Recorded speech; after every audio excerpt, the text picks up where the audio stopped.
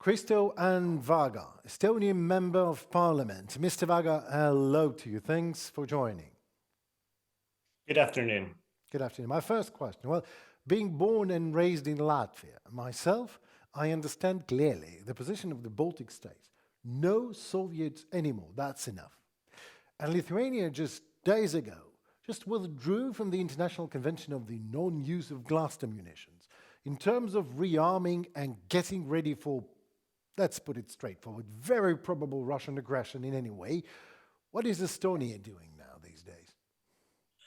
Yeah, we have very hard discussions that we are also Estonia is part of the Ottawa Convention. This means it forbids us in using anti-personnel landmines. We are in this discussion that we should maybe step out of it because we see that Russia is using just brutal amounts of people against Ukraine, and this is their tactic. And the best tactic against this is mining all of our border areas to prevent a full-scale attack coming from Russia. But of course, from our own perspective, we are putting a lot of money into our defense. This year, 3.5%, and next year, 5%. Our prime minister just came back from extraordinary EU Council meeting, and there are a lot of good news for the Baltic states, but for the whole European Union defense posture.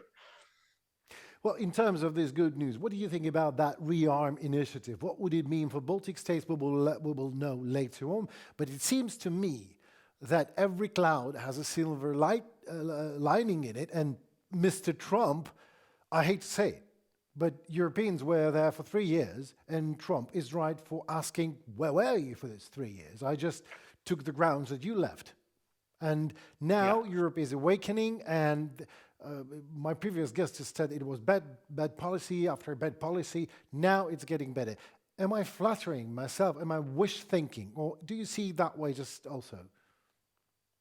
No, you're definitely on the right track, I would say, because actually in the February EU Council was the first European Council that focused on defense. We have lived in such a good time in the European Union for the last 70 years, from that perspective, when Estonia has been part of it, we have been part of the European Union since 2004. So this shows, like, we have focused on so many other topics that this rearm, and this really means rearm, because we were armed at some point, but then we thought that, we will have a very good partnership with Russia. We can do business with them. Everything is good, so on. But now we have woken up, and I think definitely what happened in White House last Friday was good for the European Union. It's so bad to say, but it's true. We wouldn't have done these steps as a European Union if we wouldn't have a proper shake-up. It's a problem with, I think, a lot of politicians, that they are reacting to things. They don't have their own initiatives. We, from the Baltic states, Estonia has always talked that we have to take our defense seriously, because we know every morning, every sunset, we look to our east and we see this fearsome, cruel dictator, and we know that he's going to do something bad against us at some point. So we have always said that we have to push money into defense. And now, it's 800 billion of rearm, but also 150 billion direct investment into Ukraine. These are the steps that have been talked in the last 24 hours. And it opens a lot of opportunities for the European Union defense industry, but also we see one major thing that the European Union has to do is of course, helping Ukraine. Right. But the best way we see, and Estonia sees, that we have to put money into Ukrainian defense industry, because you are making the fastest, the most up-to-date and pretty much in some cases also the cheapest things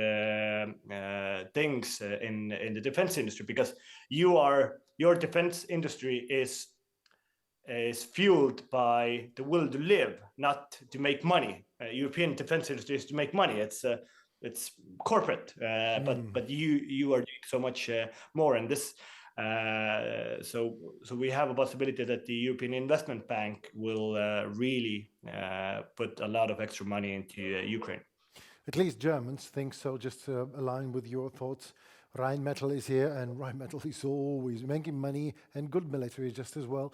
But sliding to another half a question. Is it obvious to me? It is obvious to me that NATO is a paper tiger and it is no more. Would you agree? I wouldn't be that gloomy. Okay. Not yet. I read you. You're a member of a parliament, after all, of course. I mean, I'm a member of parliament. We are part of NATO. We have NATO troops in Estonia. We have 3,000 troops in Estonia. We have the French, the British, the Americans are here. We have the Dutch fighters here. So we don't have the discussion that if will NATO come and help us if something will happen against Estonia. They are already here. They are a target in Estonia if we are being attacked. So, but I think we definitely have to the NATO. How do you say the capabilities? We have to rethink where do the capabilities will come from in an attack against the Europe or any other attack. We have to see what are the capabilities that only the Americans have, and we have to see that a year ago we didn't have to think about the plan B in these capabilities, but now we have to think about that. The French have stepped up a lot in intelligence field, in space field, and so on. And still ongoing, we have good actual defense plans for defending the whole eastern flank on a military level. We have coordinated. We have joint exercises and so on. But of course, we know if the political will say no from Washington, then nothing will happen. But we see that we are making also these like-minded groups inside NATO, inside the European Union. So let's see what will happen. I won't delete NATO just yet. Yeah, Mr. Vaga, just don't get me wrong. I have a great amount of respect to British military, to American military, to Estonian military, to my native Latvian military. Some of them I know personally. But I'm talking about the NATO as a union, because if the missile kills British will act. Everyone will act. But as a union, if America, you just said it, if America says, no, nothing is happening, but we can't be that depending on any mad Tsar that says whatever. It should be a union of people that are defending itself. And the other part of my question is, do you believe that coalition of the willing and the rearm initiative seem to be a viable alternative to NATO if someone says no and NATO is not reacting properly? I think it is viable. And every time that we have this question that if the Americans will act or not, we have to think about what happened in 2001.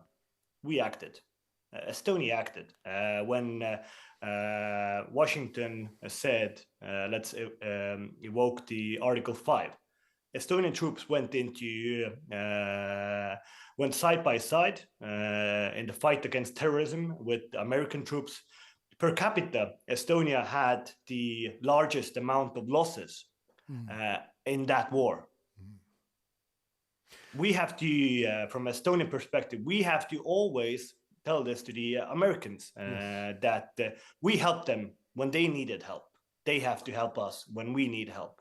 And I think on a working level, this has been understood. But I think these like-minded groups, we have the very good CHEF format. This is led by the UK Joint Expeditionary Force. Great. And this is a good good group of countries, and now we are also trying to put together a like-minded group of European nations that will give security guarantees to Ukraine. Estonia, Great. from our prime minister, we have told that if there has to be, or if there should be European Union troops in Ukraine defending the ceasefire or defending the future peace agreement, then Estonia will put our troops on ground in Ukraine. Great. Another and last one for tonight. We all know how good Estonia is in terms of IT technologies. A European company just recently promised to step up and help Ukraine to switch from Musk's Starlinks and change all the 40,000 terminals like that swiftly. Tell me, sir, frankly, is that an Estonian company? That isn't the Estonian company, Right, unfortunately. But we have helped a lot in the ICT sector, Ukraine. I remember I was working in the Ministry of Defense when the full invasion started in 2022, and we backed some servers in Estonia, Ukrainian servers in Estonia at the end of 2021, and this definitely helped you in some cases, or it helped Ukrainians in some cases, because we did it in 2016. We were the first country in the world that opened the data embassy, and we opened it in Luxembourg. And this means that in a case of not only kinetic warfare but also cyber warfare, data is one of the most important like pillars of your democracy, or your personal personal data is so important. So we backed it up in Luxembourg, and we have some very good initiatives together with, actually at the moment with Luxembourg, this IT coalition that is helping Ukraine and so on. But also, I will be in Ukraine at the end of March, together with a lot of Estonian defense companies. We're doing this matchmaking with Ukrainian defense companies. Oh, promise me an interview. You have to promise me an interview. Yeah. Just let me in. I want to be there with my cameras and asking a lot of very uncomfortable questions. Trust me on that. Please do. Okay, we'll do that. When is that happening? In March? It should be at the 22nd of March. Okay, I will ask my people to let you know that you promised. I will promise, of course. Okay, thank you so very much. And just last thing for tonight, how would it sound, thank you, Estonia, in Estonian? Aitäh. Aitäh. Thank you so very much. I know I didn't sound right, but at least I tried. Thank you, sir, for your people, for your like-mindedness, for you being there, and for your expertise. And looking forward for that interview. Thank you. Looking forward. Thank you so much. Have a good Friday evening.